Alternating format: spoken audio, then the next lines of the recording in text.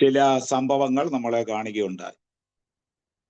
അപ്പോൾ തന്നെ ദൈവത്തിന്റെ കരത്തെ പറ്റി, ദൈവത്തിന്റെ ഭുജത്തെ പറ്റി ധാരാളം പരാമർശങ്ങൾ വിശുദ്ധ വേദപുസ്തകത്തിലുണ്ട്. യെഹെസ്കേൽ പ്രവചനത്തിൽ ഈ ദൈവത്തിന്റെ കരം വെളിപ്പെടുന്നത് യെഹെസ്കേൽ എന്ന വ്യക്തിക്ക് വേണ്ടി മാത്രമാണ്. മറ്റു പുസ്തകങ്ങളിൽ ജനത്തിനു വേണ്ടി പൊതുവായി ദൈവത്തിന്റെ ഭുജം വെളിപ്പെട്ടപ്പോൾ യെഹെസ്കേൽ പ്രവചനത്തിൽ വെളിപ്പെട്ട ദൈവത്തിന്റെ കരത്തിന്റെ പ്രത്യേകത ഒരൊറ്റ വ്യക്തിക്ക് വേണ്ടി മാത്രം ഈ കരം വെളിപ്പെട്ടു. 8 പ്രാവശ്യമാണ് യെഹെസ്കേലിന്റെ ജീവിതത്തിൽ ദൈവത്തിന്റെ കരം വെളിപ്പെട്ടത്. The hand of God revealed to Ezekiel 8 times. അതിനു മുമ്പ് who is Ezekiel അത് കണ്ടാലേ ഈ കരം എന്തിനാണ് വെളിപ്പെട്ടതെന്ന് മനസ്സിലാകത്തുള്ളൂ. 7 വാക്യങ്ങൾ പ്രാരംഭത്തിൽ ഞാൻ വായിക്കുന്നു. ആരാണ് എസക്കിയേൽ എന്ന് മനസ്സിലാക്കുവാൻ.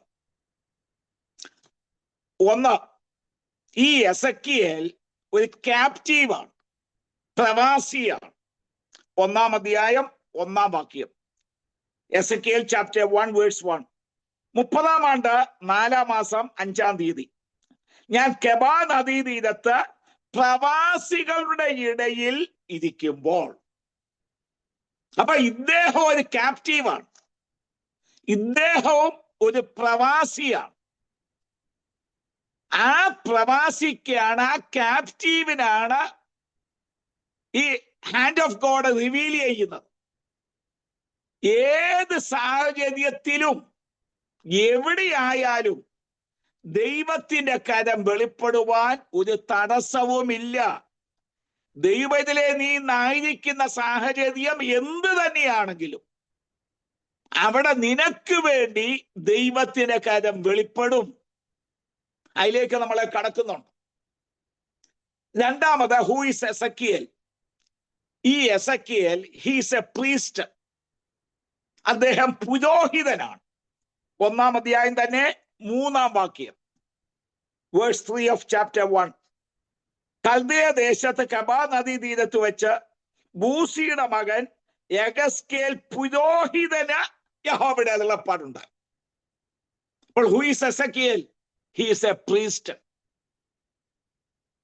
അവന്റെ ജീവിതത്തിലാണ് ദൈവത്തിന്റെ കരം വെളിപ്പെട്ടത്. അപ്പോൾ നമ്മുടെ സ്ഥാനം ഏത് തന്നെയായാലും, ആത്മീയമാകട്ടെ ലോകപരമായിക്കട്ടെ, ദൈവത്തിന്റെ കരം ജീവിതത്തിൽ വെളിപ്പെടണം. അപ്പോൾ 1, he's a captive. 2, he's a priest. 3-ാമത് എസക്കിയേൽ ആരാണ്? He's an ambassador. അവൻ അയക്കപ്പെട്ടവനാണ്. 3-ാം അധ്യായം 2-ാം അധ്യായം 3-ാം വാക്യം. Chapter 2 verse 3. അവൻ എന്നോട് അരുളി ചെയ്തത്, മനുഷ്യപുത്ര, എന്നോട് മത്സരിച്ചിരിക്കുന്ന മത്സരികളായ ഇസ്രായേൽ മക്കളുടെ അടുക്കൽ ഞാൻ നിന്നെ അയക്കുന്നു. Who is an ambassador? One who is send. അയക്കപ്പെടുന്നവനെയാണ് അംബാസഡർ എന്ന് പറയുന്നത്. ഫോർ എ സർട്ടൻ പർപ്പസ്, ഒരു ഉദ്ദേശത്തിന് വേണ്ടി അയക്കപ്പെടുന്ന വ്യക്തിയാണ് അംബാസഡർ എന്ന് പറയുന്നത്. അയക്കപ്പെടുന്നവൻ, വൺ ഹൂ ഈസ് സെന്റ്. അപ്പോൾ എസക്കിയേൽ ആയത് ഒരു ദൗത്യത്തിന് വേണ്ടി അയക്കപ്പെട്ടവനാണ്. ആരുടെ അടുക്കൽ? ഇസ്രായേൽ ട്രൈബ്സിന്റെ അടുക്കിലേക്ക്. ആ തലമുറയിൽ ജീവിച്ചിരിക്കുന്ന ഇസ്രായേൽ മക്കൾ പിന്മാറ്റത്തിലാണ്, കൊടിയ പിന്മാറ്റത്തിലാണ്. അവിടെ തെറ്റ് ചൂണ്ടിക്കാണിക്കുവാൻ ദൈവത്താൽ അയക്കപ്പെട്ട ഒരു അംബാസഡറാണ് ഈ എസക്കിയേൽ. അവന്റെ ജീവിതത്തിൽ ദൈവത്തിന്റെ കൈ വെളിപ്പെടണം. ദൗത്യം പൂർത്തീകരിക്കണമെങ്കിൽ, മിഷൻ ഫുൾഫിൽ ചെയ്യണമെങ്കിൽ, the hand of God should come to him. Every time, ഓരോ സമയവും ദൈവത്തിന്റെ കരം വെളിപ്പെട്ടേ മതിയാകത്തുള്ളൂ. അതിനുവേണ്ടി ദൈവത്തിന്റെ കരം എസെക്കിയേലിന്റെ ജീവിതത്തിൽ റിവീൽ ചെയ്തു. ഇനി 4, who is Ezekiel? He is A watchman. അവൻ കാവൽക്കാരനാണ്. 3-ാം അധ്യായം chapter 3 verse 17. chapter 3 verse 17. 3-ാം അധ്യായം 17-ാം വാക്യം. മനുഷ്യപുത്ര, ഞാൻ നിന്നെ ഇസ്രായേൽ ഗൃഹത്തിന് കാവൽക്കാരനാക്കിയിരിക്കുന്നു. നീ എന്റെ വായിൽ നിന്ന് വചനം കേട്ട് എന്റെ നാമത്തിൽ അവരെ പ്രബോധിപ്പിക്കണം. ഇവൻ വാച്ച്മാനാണ്, കാവൽക്കാരനാണ്. കാവൽക്കാരന്റെ ദൗത്യം എന്തുവാ? കാവൽ മാടത്തിൽ ഇരുന്ന് ശത്രു വരുന്നത് കണ്ട് അകത്തറിവ് കൊടുക്കണം. പഴയ നിയമകാലത്ത് പട്ടണങ്ങൾക്കെല്ലാം മതിലുകളുണ്ട്, പ്രധാന വാതിലുകളുണ്ട്. യെരൂശലേമിന് തന്നെ ചുറ്റുമതിലുണ്ട്, 12 വാതിലുകളുമുണ്ട്. ഈ വാതിലിന്റെ മുകളിൽ ഗോപുരങ്ങൾ പണിതിട്ടുണ്ട്. സന്ധ്യയാകുമ്പോൾ വാതിൽ അടയ്ക്കും.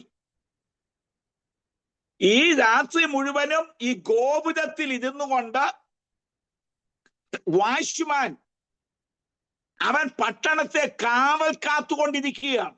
അങ്ങകലെ നിന്ന് ശത്രു വരുന്നോ ഇല്ലയോ എന്ന് നോക്കിക്കൊണ്ട് കാവൽ മാടത്തിൽ കാവൽക്കാരൻ കാവൽ ചെയ്യുകയാണ്. അപ്പോഴാണ് യെശയ്യാ പ്രവചനത്തിനൊരു വാക്യമുണ്ട്, കാവൽക്കാര രാത്രി എന്തായി, രാത്രി എന്തായി. കാവൽക്കാരൻ സമയം വിളിച്ചു പറയുന്നുണ്ട്, രാത്രി വന്നു, പകലും വന്നു, ചോദിക്കണമെങ്കിൽ ചോദിച്ചു കൊള്ളുക, പോയി വരിക. അപ്പോൾ കാവൽ മാടത്തിൽ ഇരുന്നു കൊണ്ട് അവൻ കാവൽ ചെയ്യുന്നു. കൊത്തളങ്ങളിൽ ഇരുന്നു കൊണ്ട് അവൻ കാവൽ നോക്കുന്നു.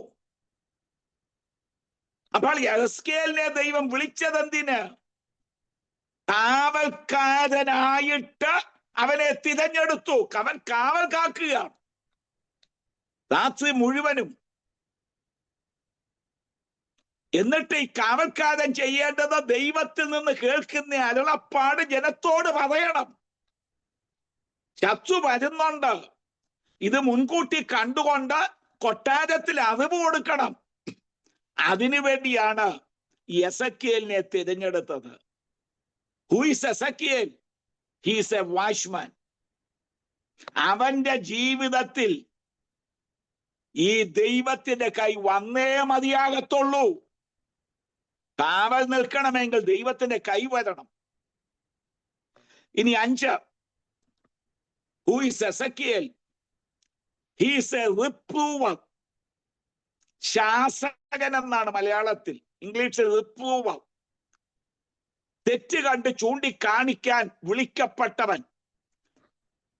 ഈ 3-ാം അധ്യായം തന്നെ chapter 3 verse 26, അതൊരു നെഗറ്റീവ് സെൻസിലാണ് ആ വാക്യം കിടക്കുന്നത്. 3-ാം അധ്യായം 26-ാം വാക്യം. എന്തിനാണ് എസെക്കിയേലിനെ വിളിച്ചത്? chapter 3 verse 26, നീ ഊമനായി അവർക്ക് ശാസകനാകാതിരിക്കേണ്ടതിന് ഞാൻ നിന്റെ നാവിനെ നിന്റെ അണ്ണാക്കോട് പറ്റുമാതാക്കും. അവ മത്സരഗ്രഹമല്ലോ. അപ്പൊ ഇത് നെഗറ്റീവായിട്ടാണ് പറഞ്ഞിരിക്കുന്നത്. നിന്നെ ഞാൻ തിരഞ്ഞെടുത്തത് ശാസകനായിരിക്കാനാണ്, റിപ്രൂവറായിരിക്കാനാണ്. പക്ഷേ അവർ മത്സരഗ്രഹമായതുകൊണ്ട് അങ്ങനെ ആയിപ്പോയി. അതുകൊണ്ട് ഞാൻ നിന്നെ ശാസകനാക്കുന്നില്ല. അപ്പൊ ദൈവം ഇദ്ദേഹത്തെ വിളിച്ചതെന്തിന്? As A റിപ്രൂവർ. തെറ്റ് ചൂണ്ടിക്കാണിക്കുവാൻ, ശാസിക്കുവാൻ. മാതാപിതാക്കൾ കുഞ്ഞുങ്ങളെ ശാസിക്കും, അധ്യാപകർ വിദ്യാർത്ഥികളെ ശാസിക്കും.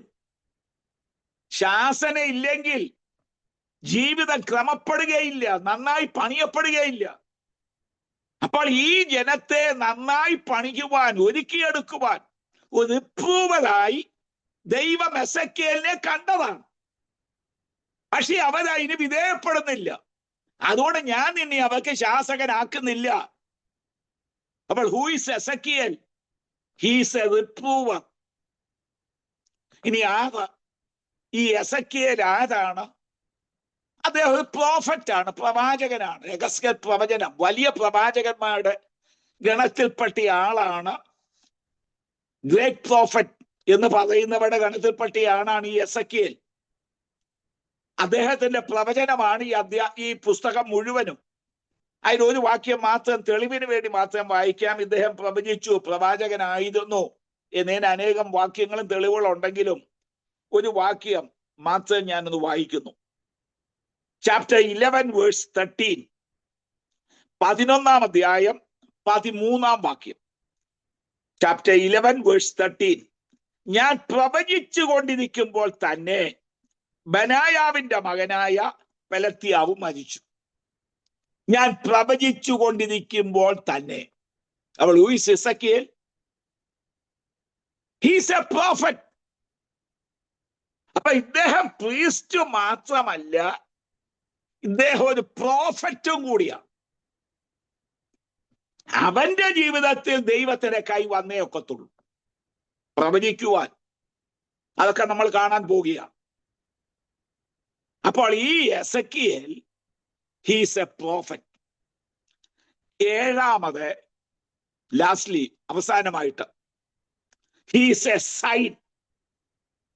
ഒരടയാളമായിട്ടാണ് എസക്കിയേലിനെ ദൈവം ഒടുവിലായിട്ട് വിളിച്ചു നിർത്തിയിരിക്കുന്നത്. ചാപ്റ്റർ 12 വേഴ്സ് 6, 12-ാം അധ്യായം 6-ാം വാക്യം. 12-ാം അധ്യായം 6-ാം വാക്യം. അവ കാണെ നീ അത് തോളിൽ ചുമന്നുകൊണ്ട് ഇരുട്ടത്ത് യാത്ര പുറപ്പെടണം. നിലം കാണാതെ വണ്ണം നിന്റെ മുഖം മൂടിക്കൊള്ളണം. ഞാൻ നിന്നെ ഇസ്രായേൽ ഗൃഹത്തിന് ഒരടയാളം ആക്കിയിരിക്കുന്നു. A sign.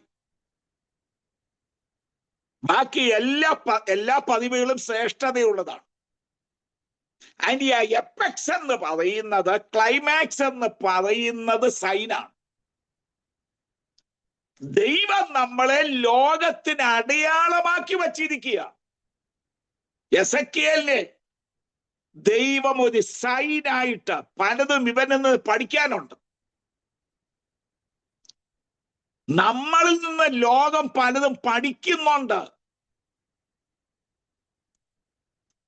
അതുകൊണ്ടാണ് മാനസാന്തപ്പെടാത്ത ഭർത്താവിനെ മാനസാന്തരയ്ക്ക് നയിക്കാൻ വേണ്ടി വച്ചിരിക്കുന്ന പ്രമാണങ്ങളിൽ ഒന്ന് ഭാര്യമാരുടെ നല്ല നടപ്പ് കണ്ടിട്ട്. അതാണ് സൈൻ. അവിടെ സംസാരമില്ല, ഉപദേശമില്ല, ഉപദേശിക്കാൻ ഒക്കത്തില്ല. ആകെ ആക്രോശിച്ച് നിൽക്കുന്ന ഭർത്താവ്. ഭാര്യ രക്ഷിക്കപ്പെട്ട് ധാനപ്പെട്ട് ദൈവത്തേക്ക് വന്നു. അവിടെ സൈനായിട്ടാണ് നമ്മളെ നിർത്തിയിരിക്കുന്നത്. നല്ല നടപ്പ് കണ്ടിട്ട് അവരും ദൈവത്തിലേക്ക് ചേർന്ന് വരുവാൻ ഇടയായിത്തീരും. അപ്പോൾ എസക്കിയേലിനെ ദൈവം ഒടുവിലായി കണ്ടത്, വിളിച്ചത്, തിരഞ്ഞെടുത്തത് ഇസ്രായേൽ ഗൃഹത്തിന് ഒരു സൈനായിട്ട് നിൽക്കുവാൻ. നമുക്കറിയാം, ഇസ്രായേൽ രാഷ്ട്രം ലോകത്തിനൊരു അടയാളമാണ്, ഒരു സൈനാണ്. ഈ ലോകം എങ്ങോട്ട് പോകുന്നു എന്നതിന്റെ സൈനാണ് ഇസ്രായേൽ രാഷ്ട്രം തന്നെ. അതേപ്പറ്റി എത്രയോ അടയാളങ്ങൾ പ്രവചന രൂപത്തിൽ പറഞ്ഞിട്ടുണ്ട്. അത്തിവൃക്ഷം തളിർക്കുമ്പോൾ വേനൽ അടുക്കും. അത്തി ഏത്? ഇസ്രായേൽ ജാതിയാണ്, രാഷ്ട്രമാണ്. അത് തളിർത്തു. വേനലേത്? നീതി സൂര്യനായ ക്രിസ്തു ഉദിക്കാൻ സമയമായി, യേശു മടങ്ങി വരുവാൻ കാലമായി. അപ്പോൾ ആ ഇസ്രായേലിനെ കണ്ടുകൊണ്ട് ഈ ലോകം എങ്ങോട്ട് പോകുന്നു എന്ന് നമ്മൾ പഠിക്കുന്നു. ഇതുപോലെ എസക്കിയേലിനെ ഒരു സൈനായി, ഒരു അടയാളമായി ഇസ്രായേൽ ഗൃഹത്തിന്റെ മുമ്പിൽ നിർത്തിയിരിക്കുന്നു. ഈ 7 പദവികൾ എന്ന് വേണേ പറയാം. ഈ പ്രവാസം ഒരു പദവിയൊന്നുമല്ല, ക്യാപ്റ്റിവിറ്റി. എങ്കിലും ബാക്കിയൊക്കെ നമ്മൾ കണ്ടത് അവന്റെ ആ പദവികളാണ്. ഈ യെഹെസ്കേലിന്റെ ജീവിതത്തിൽ അവന് വേണ്ടി മാത്രം 8 പ്രാവശ്യം ദൈവത്തിന്റെ കൈ വെളിപ്പെട്ടു. The hand of God revealed to Ezekiel in 8 times. For what purpose? അതാണ് നമ്മൾ കാണാൻ പോകുന്നത്. 1-ാം അധ്യായം 1-3 വാക്യത്തിലാണ്. 1 തൊട്ടേ ഞാൻ വായിക്കുന്നു. യെഹെസ്കേൽ പ്രവചനം 1-ാം അധ്യായം 1 മുതൽ 3 വരെ ഞാൻ വായിക്കുന്നു. 30-ാം ആണ്ട് 4-ാം മാസം 5-ാം തീയതി ഞാൻ കെബാർ നദീതീരത്ത് പ്രവാസികളുടെ ഇടയിൽ ഇരിക്കുമ്പോൾ സ്വർഗം തുറന്ന് ഞാൻ ദിവ്യ ദർശനങ്ങളെ കണ്ടു. 2-ാം വാക്യം, യഹോയാക്കീൻ രാജാവിന്റെ പ്രവാസത്തിന്റെ 5-ാം ആണ്ടിൽ മേൽപ്പറഞ്ഞ മാസം 5-ാം തീയതി തന്നെ. 3-ാം വാക്യം, കൽദീയ ദേശത്ത് കെബാർ നദീതീരത്ത് വെച്ച് ബൂസിയുടെ മകൻ യെഹെസ്കേൽ പുരോഹിതന് യഹോവയുടെ അരുളപ്പാടുണ്ടായി. അവിടെ യഹോവയുടെ കൈയും അവന്റെ മേൽ വന്നു. അവരുടെ മേൽ വന്നെന്നല്ല, അനേക കാര്യങ്ങൾ, ആയുധങ്ങൾ ആ ബാബേൽ നദീതീരത്ത്, ആ നദിയുടെ പേര് ഇവിടെ പറഞ്ഞിരിക്കുന്നു, കെബാർ നദിയുടെ തീരത്ത്. ഇതുപോലെ സാഹചര്യത്തിൽ എഴുതിയ പാട്ടാണ് 137-ാം സങ്കീർത്തനം.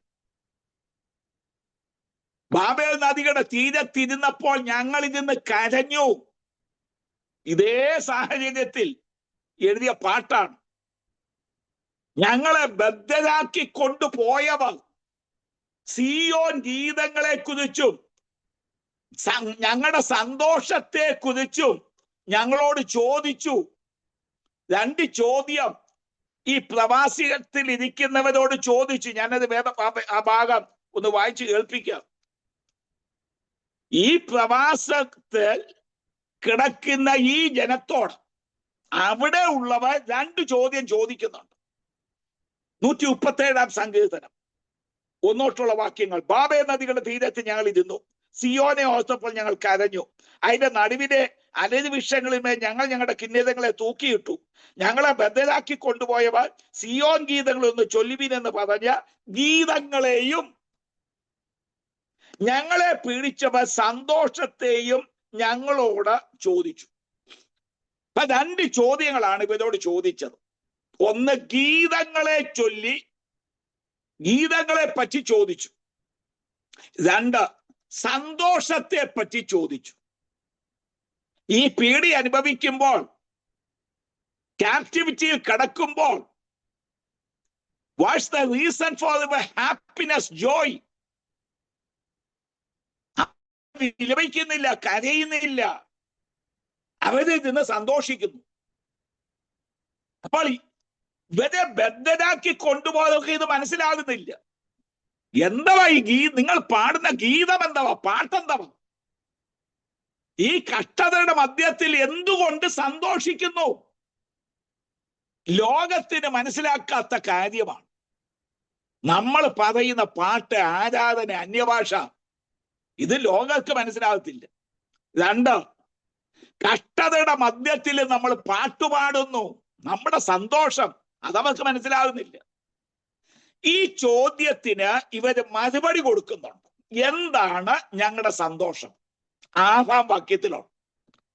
Verse 6, there we can see the reason for the happiness of this people.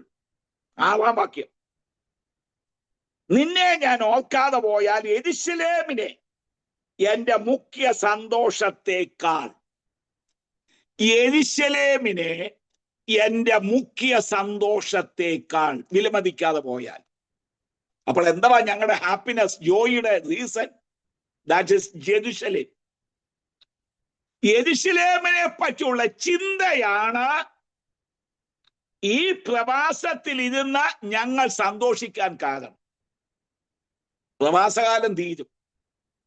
ഞങ്ങളുടെ പിതാക്കന്മാരോട് പറഞ്ഞിട്ടുണ്ട്, 70 വർഷം കഴിയുമ്പോൾ ഞങ്ങളുടെ കഷ്ടകാലം തീരും, ഞങ്ങൾ യെരൂശലേമിൽ മടങ്ങിപ്പോകും. അപ്പോൾ വേദന അനുഭവിക്കുന്ന ദൈവമക്കളെ, ശോധനയിൽ കൂടെ കടന്നു പോകുന്ന ദൈവമക്കളെ, എല്ലാ കാര്യവും പ്രവാസമല്ല, കഷ്ടതയല്ല, ശോധനയല്ല. ഇത് അവസാനിക്കും. നമ്മളിവിടെ നിന്ന് പറന്നു പോകും.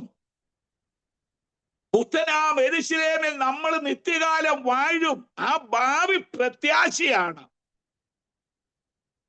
നമ്മള് കഷ്ടതയുടെ മധ്യത്തിലും പാട്ടുപാടുവാൻ നമ്മളെ പ്രേരിപ്പിക്കുന്നു. അപ്പോൾ സന്തോഷത്തിന്റെ കാരണം that hope that God has given in our heart. എന്താ നമ്മുടെ ആ വലിയ ഹോപ്പ്? നമ്മൾ ഈ നശ്വര ലോകം വിടും. നമ്മൾ കർത്താവിന്റെ അടുക്കൽ നിത്യകാലം വാഴാനായിട്ട് പോകും. അപ്പോൾ ദൈവത്തിന്റെ കൈ എസ്കേലിന് വന്നു എന്ന് 1-ാം അധ്യായം 3-ാം വാക്യത്തിൽ വായിച്ചു. എന്തിനു വന്നു? അതല്ലയോ നമ്മൾ കാണേണ്ടത്. ഈ കൈ വന്നപ്പോൾ എന്താണ് സംഭവിച്ചത്? അതേ അധ്യായം തന്നെ വേഴ്സ്. അപ്പോൾ ഇദ്ദേഹം ദർശനങ്ങളെ കാണുന്നുണ്ട്. സ്വർഗീയ ജീവികളെ പറ്റിയൊക്കെയുള്ള കാഴ്ചകൾ എസ്കേൽ കാണുന്നുണ്ട്. 4 ചിറകുകളൊക്കെയുള്ള സ്വർഗീയ ജീവികളെ പറ്റിയുള്ള ദർശനങ്ങൾ കാണുന്നു. അങ്ങകലെ സിംഹാസനം പോലെ ഒന്ന് കാണുന്നു. ആ സിംഹാസനത്തിൽ മനുഷ്യപുത്രനോട് സദൃശനായ ഒരാള് ഇരിക്കുന്ന കാഴ്ചയും കാണുന്നു. വേഴ്സ് 26, 26-ാം വാക്യം. ആ 1-ാം അധ്യായം തന്നെ 26-ാം വാക്യം. അവിടെ തലയ്ക്ക് മീതെയുള്ള വിധാനത്തിന് മീതെ നീലക്കല്ലിന്റെ കാഴ്ച പോലെ സിംഹാസനത്തിന്റെ രൂപത്തിന്റെ മേൽ അതിന് മീതെ മനുഷ്യ സാദൃശ്യത്തിൽ ഒരു രൂപവും ഉണ്ടായിരുന്നു. സ്വർഗീയ സിംഹാസനം കാണുക, ആക്ഷരിക കണ്ണുകൊണ്ട് കാണാൻ ഒക്കത്തില്ല. അപ്പോൾ ഏകദേശ രൂപത്തിലാണ് ഈ കാണുന്നത്. അങ്ങകലെ ഒരു സിംഹാസനം, മനുഷ്യ സാദൃശ്യത്തോട് ഒരാള് ആ സിംഹാസനത്തിൽ ഇരിക്കുന്നു. എന്നിട്ട് വേഴ്സ് 28, 28-ാം വാക്യം, ഒടുവിലത്തെ വാക്യം. അതിന്റെ ചുറ്റുമുള്ള പ്രകാശം മഴയുള്ള ദിവസത്തിൽ മേഘത്തിൽ കാണുന്ന വില്ലിന്റെ കാഴ്ച പോലെ ആയിരുന്നു. യഹോവയുടെ മഹത്വത്തിന്റെ പ്രത്യക്ഷത ഇങ്ങനെയായിരുന്നു കണ്ടത്. അത് കണ്ടിട്ട് ഞാൻ കവിണ്ണു വീണു. സംസാരിക്കുന്ന ഒരുത്തന്റെ ശബ്ദവും ഞാൻ കേട്ടു. അപ്പോൾ എന്തിനാണ് ഈ കൈ വെളിപ്പെട്ടത്? For seeing the glory of God, ദൈവത്തിന്റെ മഹത്വം കാണുവാൻ. For seeing the glory of God. അതിനു വേണ്ടിയാണ് 1-ാം വട്ടം യഗസ്കേലിന് ദൈവത്തിന്റെ കൈ വെളിപ്പെട്ടു വന്നത്. ഈ അബ്രഹാമിന്റെ ജീവിതത്തിൽ ദൈവം പല വിധത്തിൽ വെളിപ്പെട്ടു. അതിലേക്ക് ഞാനിപ്പോൾ കടക്കുന്നില്ല. ഒന്നാമത് ദൈവം അവന് വെളിപ്പെട്ടത് ഗോഡ് ഓഫ് ഗ്ലോറി, തേജോമയനായ ദൈവമായിട്ടാണ്. അത് സ്തേഫാനോസ് പ്രസംഗിക്കുമ്പോഴാണ് അത് പറയുന്നത്. അപ്പോസ്തല പ്രവൃത്തികളുടെ പുസ്തകം 7-ാം അധ്യായത്തിൽ സ്തേഫാനോസിന്റെ പ്രസംഗ മധ്യത്തിൽ സ്തേഫാനോസ് പറയുന്നുണ്ട്. ഞാൻ വായിക്കുന്നു 1-2 വാക്യങ്ങൾ. Acts chapter 7 versus 1 and 2. ഇതുള്ളത് തന്നെയോ എന്ന് മഹാപുരോഹിതൻ ചോദിച്ചതിന് അവൻ പറഞ്ഞത്, സഹോദരന്മാരും പിതാക്കന്മാരുമായ പുരുഷന്മാരെ കേൾപ്പീൻ. നമ്മുടെ പിതാവായ അബ്രഹാം ആരാനിൽ വന്ന് പാർക്കും മുമ്പേ മെസൊപ്പൊത്താമ്യയിൽ ഇരിക്കുമ്പോൾ തന്നെ തേജോമനായ ദൈവം അവന് പ്രത്യക്ഷനായി. ഗോഡ് ഓഫ് ഗ്ലോറി, തേജോമനായ ദൈവമാണ് അബ്രഹാമിന് വെളിപ്പെട്ടത്. പിന്നെ പല വിധത്തിൽ ഈ ദൈവം അബ്രഹാമിന് വെളിപ്പെട്ടിട്ടുണ്ട്. സർവശക്തനായ ദൈവമായി, ഓൾമൈറ്റി ഗോഡായി ദൈവം വെളിപ്പെട്ടിട്ടുണ്ട്. അത്യുന്നതനായ ദൈവമായി വെളിപ്പെട്ടിട്ടുണ്ട്. Most high God. ശത്രു സൈന്യവുമായിട്ട് യുദ്ധത്തിന് പോകുമ്പോൾ ദൈവം അബ്രഹാമിനോട് പറയുന്നുണ്ട്, ഞാൻ അത്യുന്നതനായ ദൈവമാണ്, മോസ്റ്റ് ഹൈ ഗോഡാണ്. ഓൾമൈറ്റി ഗോഡായിട്ട് വെളിപ്പെട്ടിട്ടുണ്ട്. എവർലാസ്റ്റിംഗ് ഗോഡായിട്ട് വെളിപ്പെട്ടിട്ടുണ്ട്. നിത്യനായ ദൈവത്തിന്റെ നാമത്തിൽ അവൻ യാഗപീഠം പണിതു ആരാധിച്ചു എന്ന് പറഞ്ഞാണ് ഉൽപ്പത്തി പുസ്തകം 21-ാം അധ്യായം അവസാനിക്കുന്നത്. പക്ഷെ ഒന്നാമത് ദൈവം അബ്രഹാമിന് വെളിപ്പെടുന്നത് ഗോഡ് ഓഫ് ഗ്ലോറി, തേജോമനായ ദൈവമായി. ഇവിടെയും യെഹെസ്കേലിന് വേണ്ടി ദൈവത്തിന്റെ കൈ ഒന്നാമത് വെളിപ്പെട്ടത്. What's the purpose of revealing God's hand to Ezekiel? For showing the glory of God. ദൈവത്തിന്റെ തേജസ് കാണിക്കുവാൻ, മഹത്വം കാണിക്കുവാൻ. ഇങ്ങനൊരു കൈ നമ്മുടെ ജീവിതത്തിലും വെളിപ്പെട്ടതാണ് ദൈവമഹത്വം കാണുവാൻ നമുക്കിടയായി തീർന്നത്. ഇനി ഇതണ്ട, അവിടെ ഞാൻ നിൽക്കുന്നില്ല. ദൈവത്തിന്റെ കൈ യെഹെസ്കേലിന് വെളിപ്പെട്ടു വന്ന രണ്ടാമത്തെ സാഹചര്യം, chapter 2 verse 8 and 9. Chapter 2 verses 8 and 9. 2-ാം അധ്യായം 8-9 വാക്യങ്ങൾ. നീയോ മനുഷ്യപുത്ര, ഞാൻ നിന്നോട് സംസാരിക്കുന്നത് കേൾക്കാം. നീ ആ മത്സ്യഗ്രഹം പോലെ മത്സ്യക്കാരനായിരിക്കരുത്. ഞാൻ നിനക്ക് തരുന്നത് നീ വായി തുറന്ന് തിന്നുക. ഞാൻ നോക്കിയപ്പോൾ ഒരു കൈ എങ്കലേക്ക് നീട്ടിയിരിക്കുന്നതും അതിലൊരു പുസ്തക ചുരുൾ ഇരിക്കുന്നതും ഞാൻ കണ്ടു. രണ്ടാമത് ഈ ദൈവത്തിന്റെ കൈ വെളിപ്പെട്ടത് എന്തിന്? For giving the role of book, പുസ്തക ചുരുൾ കൊടുക്കുവാൻ. എങ്കലേക്ക് നീട്ടിയിരിക്കുന്നു യെഹെസ്കേൽ എന്ന വ്യക്തിക്ക് വേണ്ടി മാത്രം ഈ കൈ വെളിപ്പെട്ടു വന്നു, പുസ്തക ചുരുൾ കൊടുക്കുവാൻ. എന്നിട്ട് ദൈവം എന്തോ പറഞ്ഞത്? ഇത് വാങ്ങിച്ച് നീ ഭക്ഷിക്കണം. 3-ാം അധ്യായം 1-ാം വാക്യം കൂടെ ഞാൻ വായിക്കുന്നു. Verse 1 of chapter 3. അവൻ എന്നോട്, മനുഷ്യപുത്ര, നീ കാണുന്നത് തിന്നുക. ഈ ചുരുൾ തിന്നിട്ട് ചെന്ന് ഇസ്രായേൽ ഗൃഹത്തോട് സംസാരിക്കുക എന്ന് കൽപ്പിച്ചു. അപ്പോൾ ഈ പുസ്തക ചുരുൾ, റോൾ ഓഫ് ബുക്ക്, വായിക്കാനുള്ളതല്ല, ഭക്ഷിക്കാനുള്ളതാണ്. ലോകത്തിലെ മറ്റെല്ലാ പുസ്തകങ്ങളും വായിക്കാനുള്ളതാണ്. വായിച്ചാൽ അത് നമ്മുടെ മനസ്സിലേക്കാണ് കയറുന്നത്, തലച്ചോറിലേക്ക് കയറും, ബുദ്ധിയിലേക്ക് കയറും. ബുദ്ധി വികസിപ്പിക്കാനായി വായന. പക്ഷെ ഈ ദൈവം കൊടുത്ത ചുരുളുണ്ടല്ലോ, നമ്മുടെ കയ്യിലിരിക്കുന്ന 66 പുസ്തകങ്ങളടങ്ങിയ വേദപുസ്തകം കേവലം വായിച്ച് അറിവ് വർദ്ധിപ്പിക്കാനുള്ളതല്ല, ഇത് ഭക്ഷിക്കാനുള്ളതാണ്. ഭക്ഷിക്കാൻ പറ്റുന്ന ഒറ്റ പുസ്തകമുണ്ടെങ്കിൽ നമ്മുടെ കയ്യിലിരിക്കുന്ന വിശുദ്ധ വേദപുസ്തകം മാത്രമാണ്.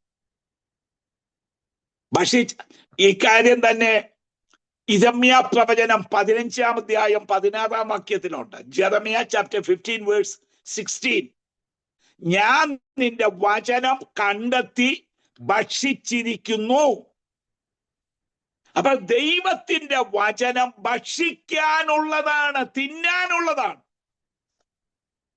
തിന്നാൻ സംഭവിക്കുന്ന എന്തുവാ? അത് ശരീരത്തിൽ അലിഞ്ഞു ചേരുകയാണ്. അപ്പോഴാണ് നമ്മുടെ വിശ്വാസം വർദ്ധിക്കുന്നത്, കർത്താവിനോടുള്ള സ്നേഹം വർദ്ധിക്കുന്നത്. നമ്മുടെ ജീവിതത്തിൽ അലിഞ്ഞു ചേരുകയാണ് ഒരു കാര്യം ഭക്ഷിക്കുമ്പോൾ. അപ്പോൾ വചനം അത് കേവലം വായിച്ച അറിവ് വർദ്ധിപ്പിക്കുകയല്ല, അത് നമ്മുടെ ജീവിതത്തിന്റെ ഭാഗമാക്കാനാണ്. രണ്ടാമത്, the hand of God revealed to Ezekiel for giving the roll of the book. അത് നീ ഭക്ഷിക്കണം, ഭക്ഷിച്ചിട്ട് പോയി പ്രവചിക്കണം. ഇനി 3, അവിടെ ഞാൻ നിൽക്കുന്നില്ല. മൂന്നാമത് ദൈവത്തിന്റെ കൈ യെഹെസ്കേലിന് വെളിപ്പെട്ടത് ചാപ്റ്റർ 3 വേഴ്സ് 14. 3-ാം അധ്യായം 14-ാം വാക്യത്തിലുണ്ട്. Chapter 3 verse 14. ആത്മാവ് എന്നെ എടുത്തുകൊണ്ടുപോയി, ഞാൻ വ്യസനത്തോടും മനസ്സിന്റെ ഉഷ്ണത്തോടും കൂടെ പോയി. യഹോവയുടെ കൈ ശക്തിയോടെ എന്റെ മേൽ വന്നു. The hand was strong upon me. എന്റെ മേൽ വന്നു. ഈ 8 പ്രാവശ്യം ദൈവത്തിന്റെ കൈ വന്നു എന്ന് ഞാൻ പറഞ്ഞല്ലോ. ശേഷം കാര്യങ്ങളൂടെ കാണുന്നുണ്ട്. ഈ വേദഭാഗത്ത് മാത്രമാണ് the hand of God was strong upon me എന്ന് പറഞ്ഞിരിക്കുന്നു. ദൈവത്തിന്റെ കൈ ശക്തിയോടെ എന്റെ മേൽ വന്നു എന്ന് ഇവിടെ മാത്രമേ രേഖപ്പെടുത്തിയിട്ടുള്ളൂ. കാരണം എന്താണ്? ആ വാക്യത്തിൽ വ്യക്തതയുണ്ട്. ഇപ്പോൾ ഈ ഭക്തൻ പോകുന്നത് കൈപ്പോടെ, ഇൻ ബിറ്റർനെസ്. അവൻ കൈപ്പോടെ പോകുന്നു. അതുപോലെ തന്നെ ഹീറ്റ് ഓഫ് ദ സ്പിരിറ്റ്, ആത്മാവിന്റെ ഉഷ്ണത്തോടെ പോകുന്നു. അവൻ നടക്കുന്ന പാത കയ്പാണ്, വേദനയാണ്, ഭാരമാണ്. ജ്യോതി കണ്ടവൻ, പുസ്തകച്ചുരുൾ വാങ്ങി ഭക്ഷിച്ചവൻ ഇപ്പോൾ നടക്കുന്നത് കയ്പിലൂടെ കടന്നു പോകുന്നു, വേദനയിലൂടെ കടന്നു പോകുന്നു. അവിടെ കേവലം ദൈവത്തിന്റെ കൈ വന്നാൽ ഒക്കത്തില്ലെന്ന് ദൈവത്തിന് തോന്നി. ആ വേദന മറികടക്കുവാൻ ദൈവത്തിന്റെ കൈ ശക്തിയോടെ അന്ന് ഭക്തന്റെ മേൽ വന്നെങ്കിൽ ഈ സഭായോഗത്തെ സംബന്ധിക്കുന്ന ദൈവത്തിലെ നിന്റെ മനസ്സിന്റെ ഉഷ്ണം കണ്ടുകൊണ്ട്, വേദന കണ്ടുകൊണ്ട്, കയ്പ് കണ്ടുകൊണ്ട്, ചൂടലഭാഷ് അന്തലഭാഷ് ജീവിതത്തിൽ അനുഭവിക്കുന്നതായ ബിറ്റർനെസ് കാണുന്ന ദൈവം അവന്റെ ഭുജം ശക്തിയോടെ ഇന്ന് വൽക്കാലം നിന്റെ മേൽ വെളിപ്പെട്ടു വരുത്താൻ തക്കവണ്ണം ഈ കരം വെളിപ്പെടുന്നുണ്ട്. ശക്തിയോടെ വെളിപ്പെട്ടു. എന്തിന്? ആ വേദനകളെ അതിജീവിക്കുവാൻ, ബലം കൊടുക്കുവാൻ. അതിനെ കൈ വെളിപ്പെട്ടു വന്നു. കയ്പ്, ഞാനത് 10-15 കയ്പുകൾ എഴുതി വെച്ചിട്ടുണ്ട്. ഞാൻ അതിലോട്ട് കടക്കുന്നില്ല. ഈ വിഷയം തീരത്തില്ല അതിലോട്ട് കടന്നുപോയാൽ. കയ്പിന്റെ കാരണങ്ങൾ പലതാണ്. മിസ്രൈമിന്റെ അടിമത്തത്തിൽ കിടന്ന ഇസ്രായേൽ മക്കൾ ജീവിതം കഴിച്ചുപോയി. പുറപ്പാട് പുസ്തകത്തിലുണ്ട്, 1-ാം അധ്യായം 14-ാം വാക്യത്തിലുണ്ട്. അവരുടെ ജീവിതം കഴിച്ചുപോയി. ശത്രുവിന്റെ പീഡ, പിശാചിന്റെ പീഡ, ഫറവോന്റെ പീഡ, അത് നിമിത്തം ജീവിതം കഴിച്ചുപോകും. കയ്പിന്റെ കാരണങ്ങൾ പലതാണ്. ഏശാവിന് ലഭിക്കേണ്ട അനുഗ്രഹം യാക്കോബ് തട്ടിയെടുത്തു, ചതിച്ചെടുത്തു. അവിടെ നമ്മള് ഈ ഉൽപ്പത്തി പുസ്തകം 27-ാം വാക്യത്തിൽ വായിക്കുന്നത് he wept bitterly എന്ന, കയ്പോടെ കരഞ്ഞു. മലയാളത്തിൽ ആ bitterly എന്ന വാക്കല്ല അവിടെ ഉപയോഗിച്ചിരിക്കുന്നത്, ഇംഗ്ലീഷിലാണ്. he wept bitterly. Genesis chapter 27 verses 34 and 35. വഞ്ചിക്കപ്പെട്ടു. he was deceived. നമ്മളാരെ വഞ്ചിക്കുന്നില്ല. നമ്മളെ മറ്റുള്ളവർ വഞ്ചിക്കുമ്പോൾ കയ്പുണ്ടാവും. അതാണ് ഏശാവിന് സംഭവിച്ചത്. വഞ്ചിക്കപ്പെടുമ്പോൾ, മറ്റുള്ളവരാൽ വഞ്ചിക്കപ്പെടുമ്പോൾ ജീവിതത്തിൽ കയ്പുണ്ടാവും. പോട്ടെ, ഞാൻ അതിലോട്ട് കടക്കുന്നില്ല. അപ്പോൾ ഈ കയ്പിൽ കൂടി ഇപ്പോൾ എസെക്കിയേൽ കടന്നു പോവുകയാണ്. അവിടെ ദൈവത്തിന്റെ കൈ സ്ട്രോങ് അപ്പോൺ എസെക്കിയേൽ, ശക്തിയോടെ ആ കയ്പിനെ തരണം ചെയ്യുവാൻ, ബലം കൊടുക്കുവാൻ ദൈവത്തിന്റെ കൈ ശക്തിയോടെ അവന്റെ മേൽ വന്നു. എന്നിട്ട് എന്ത് ചെയ്തു? ശുശ്രൂഷ കൊടുത്തു. ആ കയ്പിന്റെ മധ്യത്തിൽ ദൈവത്തിന്റെ കൈ വെളിപ്പെട്ടു വന്നിട്ട് ശുശ്രൂഷ കൊടുത്തു. 3-ാം അധ്യായം 14-ാം വാക്യം ഇപ്പം നമ്മൾ വായിച്ചത്, വേഴ്സ് 17. 3-ാം അധ്യായം 17-ാം വാക്യം, വേഴ്സ് 17. മനുഷ്യപുത്ര, ഞാൻ നിന്നെ ഇസ്രായേൽ ഗൃഹത്തിന് കാവൽക്കാരനാക്കിയിരിക്കുന്നു. കണ്ടോ? അപ്പോൾ ആ കയ്പിന്റെ മധ്യത്തിൽ നടന്നത് ഇവനെ വാച്ച്മാനാക്കി. എപ്പോഴാ എസെക്കിയേൽ വാച്ച്മാൻ ആയത്? When he was going through the bitterness and heaviness of his heart, the hand of God revealed upon Ezekiel. എന്നിട്ട് ആ കൈ അവനെ വാച്ച്മാനാക്കി. അപ്പോൾ വേദനകളും ശോധനകളും ശുശ്രൂഷയുടെ അടുത്ത പടിയിലേക്ക് ഉയർത്താനാണ്. അതിന് ദൈവത്തിന്റെ കൈ വെളിപ്പെട്ടു വരും. അപ്പോൾ ഒന്ന്, ഇവൻ ക്യാപ്റ്റീവ് ആയിരുന്ന സമയത്ത് ദൈവത്തിന്റെ കൈ ഇവന്റെ മേൽ വന്നു, four showing the glory of God. Secondly, the hand of God revealed upon Ezekiel for giving the roll of the book. Thirdly, the hand of God revealed upon Ezekiel for upgrading his ministry. ഇതുവരെ അവനൊരു priest ആയിട്ട് ഇല്ലെങ്കിൽ അംബാസഡറായിട്ട് മാത്രമേ അറിയപ്പെട്ടിരുന്നുള്ളൂ. അവിടെ നിന്ന് ഇവൻ ഒരു watchman എന്ന പദവിയിലേക്കൊന്ന് ഉയർത്തുവാൻ, ഒരു പട്ടണം മുഴുവൻ കാക്കുന്നവനാണ് വാച്ച്മാൻ. ചെറിയ ഉത്തരവാദിത്വമല്ല. അതിനുവേണ്ടി the hand of God revealed upon Ezekiel. ഇനി 4, എന്തിനു വേണ്ടി എസെക്കിയേലിന്റെ ജീവിതത്തിൽ ദൈവത്തിന്റെ കൈ വെളിപ്പെട്ടു? ഈ ചാപ്റ്റർ 3 തന്നെയുണ്ട്, 3-ാം അധ്യായത്തിൽ തന്നെയുണ്ട്. വേഴ്സ് 22 ഓൺവേഴ്സ്, വേഴ്സ് 22 ഓൺവേഴ്സ്, 22-ാം വാക്യം തൊട്ട്. യഹോവയുടെ കൈ അവിടെ പിന്നെയും എന്റെ മേൽ വന്നു. ആ പദങ്ങൾ ശ്രദ്ധിക്കണം. എന്റെ മേൽ, എന്റെ മേൽ. അവൻ എന്നോട്, നീ എഴുന്നേറ്റ് സമഭൂമിയിലേക്ക് ചെല്ലുക. എല്ലാം ഞാൻ താഴോട്ട് വായിക്കുന്നില്ല. ഇനി അതിന്റെ 26-ാം വാക്യം ഞാൻ വായിക്കുന്നു. 26, നീ ഊമനായവർക്ക് ശാസകനാകാതിരിക്കണേ ഞാൻ നിന്നെ. 25-ാം വാക്യം ഞാൻ വായിക്കുന്നു, വേഴ്സ് 25. എന്നാൽ മനുഷ്യപുത്ര, നിനക്ക് അവരുടെ ഇടയിൽ പെരുമാറുവാൻ കഴിയാത്തവൻ അവ നിന്നെ കാറുകൊണ്ട് കെട്ടും. അപ്പോൾ എന്തിനാണ് ദൈവത്തിന്റെ കൈ വെളിപ്പെട്ടു വന്നത്?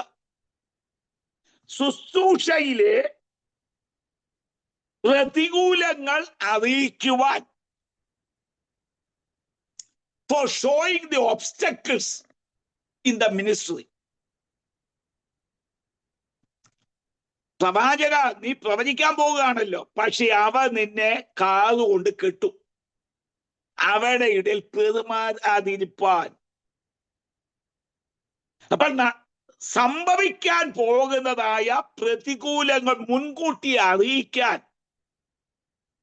ദൈവത്തിന്റെ കൈ ആ ഭക്തന്റെ ജീവിതത്തിൽ വെളിപ്പെട്ടെങ്കിൽ, ഇതൊക്കെ നമ്മുടെ ജീവിതത്തിലെ അനുഭവങ്ങളാണ്. ദൈവം നമ്മളോട് നേരിട്ട് സംസാരിക്കാതുണ്ട്, വചനത്തിൽ കൂടി സംസാരിക്കാതുണ്ട്, അവന്റെ പ്രവാചകന്മാരിൽ കൂടി അറിയിക്കാതുണ്ട് സംഭവിക്കാൻ പോകുന്ന കാര്യങ്ങൾ. നഹൂം പ്രവചനത്തിൽ ഒരു വാക്യമുണ്ടല്ലോ, കോട്ട കാത്തുകൊള്ളുക, സംഹാരകർ നിനക്കെതിരെ വരുന്നു. ഇതുപോലുള്ള താക്കീതുകൾ, വരാൻ പോകുന്ന പ്രതിസന്ധികൾ, പ്രതികൂലങ്ങൾ മുൻകൂട്ടി അറിയിക്കുന്നു. നമ്മൾ പ്രാർത്ഥിക്കുന്നു, ഉപവസിക്കുന്നു, ആ വിഷയത്തിനൊരു വിടുതൽ കിട്ടാൻ, നീക്കുപോക്കുണ്ടാകാൻ. എന്നതുപോലെ ശുശ്രൂഷകന്മാർക്കെല്ലാം പ്രതികൂലങ്ങളുണ്ട്.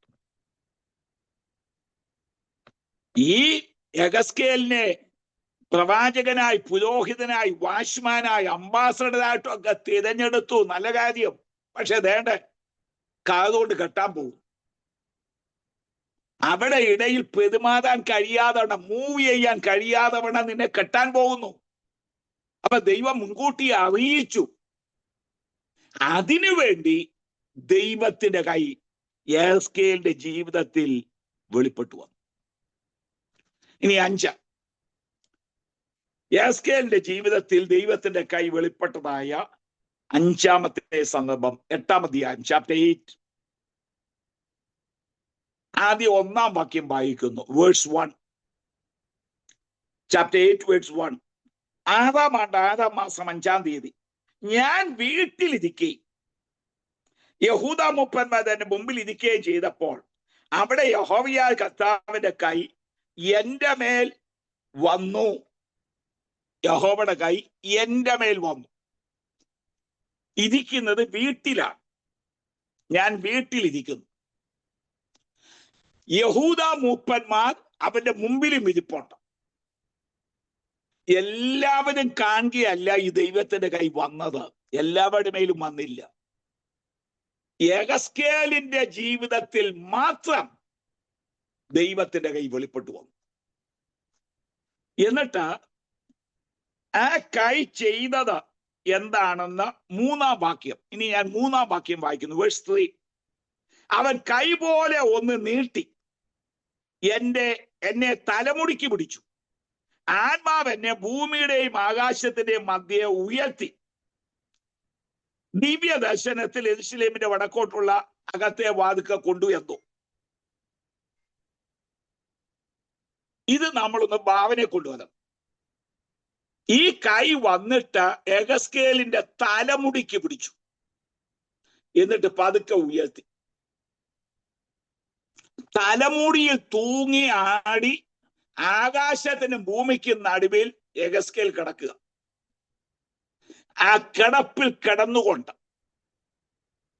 ഇദ്ദേഹം ഒരു കാഴ്ച കാണുകയാണ്. 6-ാം വാക്യം, വേഴ്സ് 6. അവൻ എന്നോട്, മനുഷ്യപുത്ര, അവ ചെയ്യുന്നതും ഞാൻ എന്റെ വിശുദ്ധ മന്ദിരം വിട്ട് പോകേണ്ടതിന് ഇസ്രായേൽ ഗൃഹം അവിടെ ചെയ്യുന്നതുമായ മഹാമ്ലേച്ഛതകൾ തന്നെ നീ കാണുന്നുവോ? അപ്പോൾ എന്തിനാണ് ഈ കൈ ഈ 5-ാം വട്ടം ഈ യെഹെസ്കേലിന് വേണ്ടി വെളിപ്പെട്ടത്?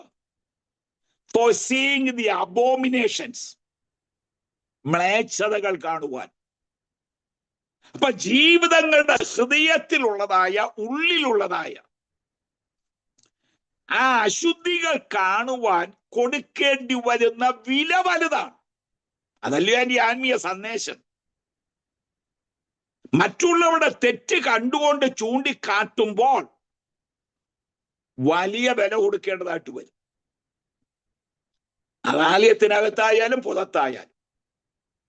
അങ്ങനെ കാണണമെങ്കിൽ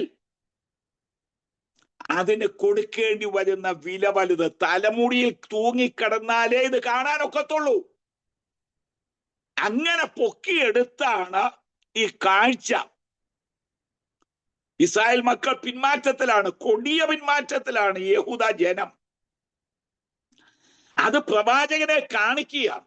കാണിക്കാൻ വേണ്ടി ദൈവം ചെയ്തതോ തലമുടിക്ക് പിടിച്ച് ഉയർത്തി കാണിക്കുകയാണ്. അപ്പൊ ദൈവത്തിന്റെ കൈ 5-ാമത് വെളിപ്പെട്ടു വന്നത് അശുദ്ധി കാണിക്കുവാൻ വേണ്ടി, ദൈവജനത്തിന്റെ അപ്പോഴത്തെ അവസ്ഥ കാണിക്കാൻ വേണ്ടി ദൈവത്തിന്റെ കൈ വെളിപ്പെട്ടു. ഇനി 8 കാര്യം എന്ന് പറഞ്ഞ് അവസാനിപ്പിക്കാനാണ് അല്പം ധീരതയും കൂടെ ഞാൻ കൂട്ടുന്നത്. ദൈവത്തിന്റെ കൈ 6-ാമത് വെളിപ്പെടുന്നത് 33-ാം അധ്യായത്തിലാണ്, ചാപ്റ്റർ 33. അതിലെ 1-2 വാക്യങ്ങൾ ഞാൻ വായിക്കുന്നു. 33-ാം അധ്യായം ആദ്യം അതിന്റെ 22-ാം വാക്യം ഞാൻ ആദ്യം ഒന്ന് വായിക്കാം. 33-ാം അധ്യായം 22-ാം വാക്യം വായിക്കുന്നു. ചാടിപ്പോയവൻ വരുന്നതിന്റെ തലേനാൾ വൈകുന്നേരം യഹോവയുടെ കൈ എന്റെ മേൽ വന്നു. അത്രേ മതി അവിടെ. ഇനി 28-ാം വാക്യം ഞാൻ വായിക്കുന്നു. 28-ാം വാക്യം, ഞാൻ ദേശത്തെ പാഴും ശൂന്യവുമാക്കും, അതിന്റെ ബലത്തിന്റെ പ്രതാപം നിന്നുപോകും.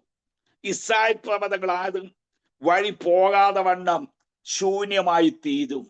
ഈ 2 വാക്യങ്ങൾ ചേർത്ത് വായിച്ചാൽ എന്തിനാണ് ദൈവത്തിന്റെ കൈ വെളിപ്പെട്ടു വന്നത്? For speaking, for preaching the judgement. ന്യായവിധി പ്രസംഗിക്കാനാണ് ദൈവത്തിന്റെ കൈ വെളിപ്പെട്ടു വന്നത്. നേരത്തെ നമ്മൾ കണ്ടു, അശുദ്ധിയെ കാണിക്കാൻ ദൈവത്തിന്റെ കൈ വെളിപ്പെട്ടു വന്നെന്ന് കണ്ടു. നമ്മൾ അഞ്ചാമത് അത് കണ്ടേച്ച് എന്തോ ചെയ്യണം? അതിനെതിരെ പ്രസംഗിക്കണം. അതിന് ദൈവത്തിന് കൈ വേണം. ഇവിടെ ധൈര്യം വേണം. പ്രവാചകന്മാരെ കൊല്ലുന്ന കാലഘട്ടമാണ് ആ കാലഘട്ടം. ഇരമ്യാ പ്രവാചകനെ പോലുള്ളവരുടെ കന്നത്തടിക്കുന്നു പശൂൽ പുരോഹിതൻ. അവനെ പിടിച്ച് ചേറ്റു കുഴിക്കാത്തിടുന്നു. ഇതുപോലുള്ള പ്രതിസന്ധികൾ പ്രവാചകന്മാർ അനുഭവിക്കുന്ന കാലമാണ്. രാജാക്കന്മാരെതിരെ കള്ളപ്രവാചകന്മാരുണ്ട്. ദൈവത്തിന്റെ കൈ വന്നാലേ ധൈര്യത്തോടെ പ്രവചിക്കാൻ കഴിയത്തുള്ളൂ, ശുശ്രൂഷിക്കാൻ കഴിയത്തുള്ളൂ, ന്യായവിധി വിളിച്ചു പറയാൻ കഴിയത്തുള്ളൂ. അപ്പോൾ ആറാമത്, the God of hand revealed upon Ezekiel for speaking the judgment. ന്യായവിധി വിളിച്ചു പറയാൻ ദൈവത്തിന്റെ കൈ വെളിപ്പെട്ടു. ഇനി 7, എന്തിന് ദൈവത്തിന്റെ കൈ യെഹെസ്കേലിൽ വെളിപ്പെട്ടു? ചാപ്റ്റർ 37 1-ാം വാക്യം. Chapter 37 verse 1. യഹോവയുടെ കൈ എന്റെ മേൽ വന്നു, യഹോവയുടെ ആത്മാവിൽ എന്നെ പുറപ്പെടുവിച്ചു, താഴ്വരയുടെ നടുവിൽ നിർത്തി, അത് അസ്ഥികൾ കൊണ്ട് നിറഞ്ഞിരുന്നിരുന്നു. അപ്പൊ എന്തിനാ ഈ ദൈവത്തിന്റെ കൈ വെളിപ്പെട്ടു വന്നത്? For leading to the valley of dry bones. ഉണങ്ങിയ അസ്ഥികളെ കൊണ്ട് നിറഞ്ഞ താഴ്വരയെ കൊണ്ട് നിർത്താനാണ് ഈ ദൈവത്തിന്റെ കൈ വെളിപ്പെട്ടു വന്നത്. താഴ്വര മുഴുവൻ അസ്ഥികളാണ്. ഇത് ആക്ഷരികമായ അസ്ഥികളുടെ കാര്യമല്ല, ഒരു ആത്മീയ ദൂത് ഇതിലൂടെ ദൈവം കാണിക്കുക, ദർശനത്തിൽ കാണുന്ന കാഴ്ചയാണ്. എന്നിട്ട് ഈ അസ്ഥികൾ എന്താണെന്ന് പറയുന്നുണ്ട്. വേഴ്സ് 11 11-ാം വാക്യം. പിന്നെ അവൻ എന്നോട് തെളിച്ചത്, മനുഷ്യപുത്ര, ഈ അസ്ഥികൾ ഇസ്രായേൽ ഗൃഹമൊക്കെയും ആകുന്നു. ഞങ്ങളുടെ അസ്ഥികൾ ഉണങ്ങിപ്പോയി, ഞങ്ങളുടെ പ്രത്യാശയ്ക്ക് ഭംഗം വന്നു. അപ്പോൾ എന്തുവാ ഈ ബോൺസ്, ഡ്രൈ ബോൺസ് റിവീൽ ചെയ്യുന്നത്? എന്തുവാ? ലോസ്റ്റ് ഹോപ്സ്, ഭംഗം വന്ന പ്രത്യാശ. ഹോപ്പ് മുഴുവൻ പോയി, ഇനി ഒരു പ്രതീക്ഷയുമില്ല. അതാണ് ഈ ഡ്രൈ ബോൺസ്. എന്നിട്ട് ദൈവം പിന്നെ പറയുന്നു, വേഴ്സ് 13 13-ാം വാക്യം.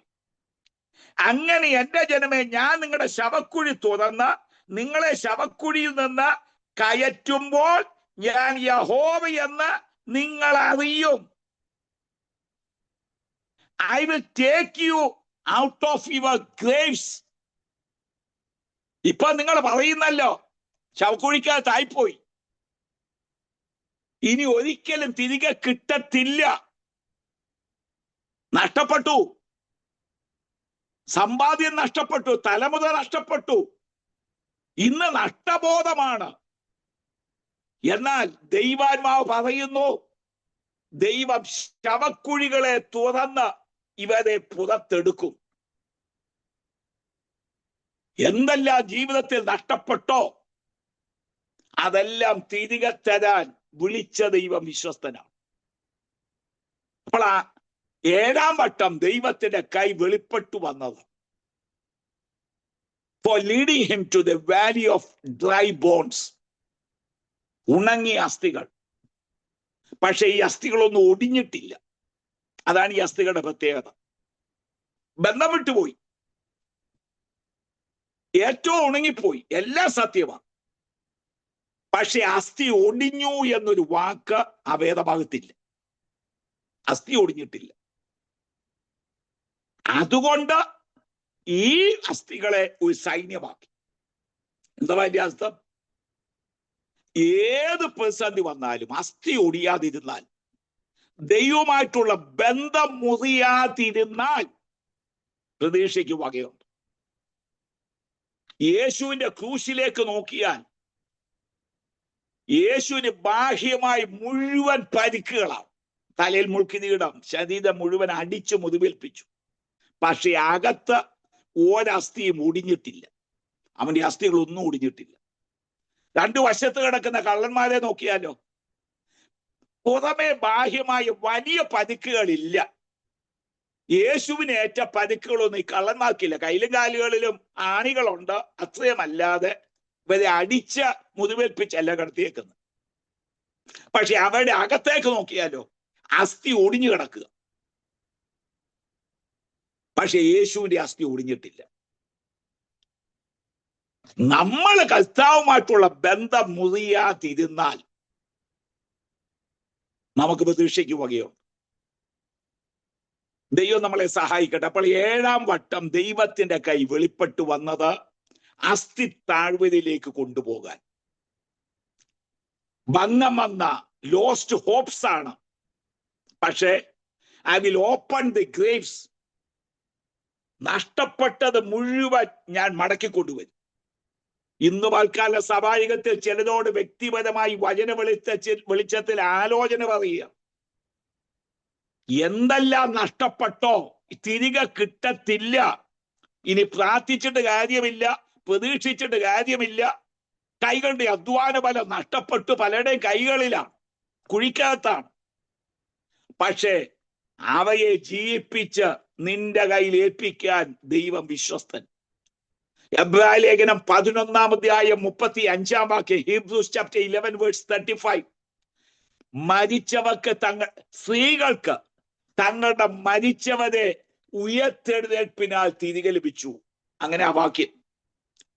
സ്ത്രീകൾക്ക് തങ്ങളുടെ മരിച്ചവരെ ഉയർത്തെഴുന്നേൽപ്പിനാൽ തിരികെ ലഭിച്ചു. മരിച്ച വ്യക്തി ഒരിക്കലും തിരികെ വരത്തില്ല. പഴയ നിയമത്തിലെ സംഭവമാണ്. സർഫാത്തിലെ വിധവയുടെ മകൻ മരിച്ചുപോയി, മടക്കിക്കൊടുത്തു. ശൂന്യകാര്യത്തിയുടെ മകൻ മരിച്ചുപോയി, മടക്കിക്കൊടുത്തു. സ്ത്രീകൾക്ക് തങ്ങളുടെ മരിച്ചവരെ ഉയർത്തെഴുന്നേൽപ്പിനാൽ തിരികെ ലഭിച്ചെങ്കിൽ നഷ്ടപ്പെട്ടതിനെ മടക്കിത്തരാൻ ദൈവം വിശ്വസ്തനാണ്. 8-ാമത് ഒടുവിലായി ദൈവത്തിന്റെ കൈ എസ്കേലിന് വെളിപ്പെട്ടത് 40-ാം അധ്യായത്തിലാണ്. 1-2 വാക്യങ്ങൾ. 40-ാം അധ്യായം ചാപ്റ്റർ 40 വേഴ്സസ് 1 and 2. ഞങ്ങളുടെ പ്രവാസത്തിന്റെ 25-ാം ആണ്ടിന്റെ ആരംഭത്തിങ്കൽ 10-ാം തീയതി നഗരം പിടിക്കപ്പെട്ടതിന്റെ 14-ാം ആണ്ടിൽ തന്നെ തീയതി യഹോവയുടെ കൈ എന്റെ മേൽ വന്നു, എന്നെ അവിടെ കൊണ്ടുപോയി. 2-ാം വാക്യം, ദിവ്യ ദർശനങ്ങളിൽ അവനെ ഇസ്രായേൽ ദേശത്ത് കൊണ്ടുവന്ന് ഏറ്റവും ഉയർന്ന ഒരു പർവ്വതത്തിൽ നിർത്തി. Four setting upon A high mountain. 37-ാം അധ്യായത്തിൽ കണ്ടെന്താ? വാലി കൊണ്ട് നിർത്തി.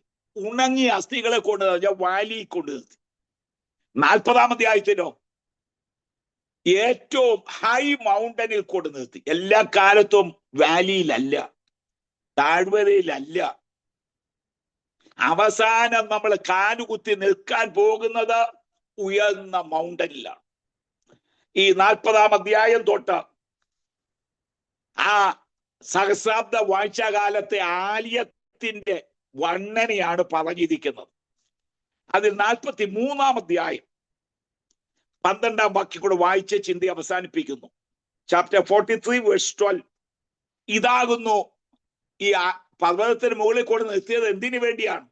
ആലയം കാണിക്കാൻ. ഇതാകുന്നു ആലയത്തെ കുറിച്ചുള്ള പ്രമാണം. പർവ്വതത്തിന്റെ മുകളിൽ അതിന്റെ അതിർത്തിക്കകമെല്ലാം അതിവിശുദ്ധമായിരിക്കണം. ഇതാകുന്നു ആലയത്തെ കുറിച്ചുള്ള പ്രമാണം. അപ്പോൾ എന്തിനാ ഈ മൗണ്ടനിൽ കൊണ്ട് നിർത്തിയത്? Four showing the temple of God, ദൈവത്തിന്റെ ആലയം കാണിക്കുവാൻ. ക്യാപ്റ്റീവ് ആയിരുന്ന എസെക്കിയേൽ ഇപ്പോൾ നിൽക്കുന്നത് ഒരു ഹൈ മൗണ്ടന്റെ മുകളിൽ ആലയം കണ്ടുകൊണ്ട്, ആലയത്തിൽ ആരാധിച്ചുകൊണ്ട് നിൽക്കുന്ന എസെക്കിയേലിനെയാണ് നമ്മൾ ഒടുവിലായി കാണുന്നതെങ്കിൽ, ജീവിതയാത്രയിൽ പ്രവാസത്തെ പോലുള്ള കഷ്ടങ്ങൾ, ശുശ്രൂഷയിലെ പ്രതിസന്ധികൾ, പ്രതികൂലങ്ങൾ, ഉപദ്രവങ്ങൾ, അസ്ഥികളെ കൊണ്ട് നിറഞ്ഞതായ താഴ്വരയുടെ അനുഭവങ്ങളിൽ കൂടെ ഒക്കെ നമ്മൾ കടന്നു പോകുമ്പോൾ ഏറ്റവും ഒടുവിൽ നമ്മൾ നിൽക്കാൻ പോകുന്നത് സ്വർഗീയ പർവ്വതത്തിൽ, സിയോൻ മലയിൽ കുഞ്ഞാടിനോടൊപ്പം ആലയം കണ്ടുകൊണ്ട്, ആലയത്തിൽ വസിച്ചുകൊണ്ട് നാം നിത്യകാലം വാഴാൻ പോകുന്നു. ആ നല്ല നാളേക്കായി നമുക്ക് ഒരുങ്ങി കാത്തിരിക്കാം. വലിയവനായ ദൈവം നമ്മെ സഹായിക്കട്ടെ.